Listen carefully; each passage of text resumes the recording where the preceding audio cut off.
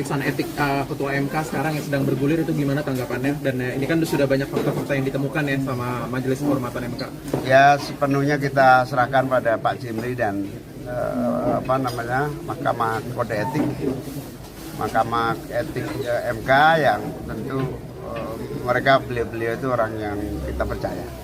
Itu kan majelis MK-nya itu menurut saya cukup kredibel, tahu apa yang harus diputuskan, yang sesuai dengan tuntutan rasa keadilan dan tuntutan hukum juga.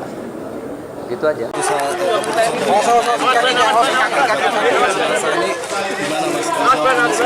Ya ditunggu aja, oke?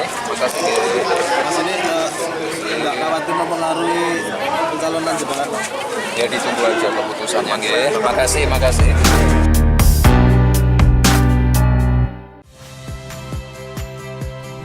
Saya Agin Fridianto. Saksikan terus program-program Kompas TV melalui siaran digital, pay TV, dan media streaming lain. Kompas TV, independen, terpercaya.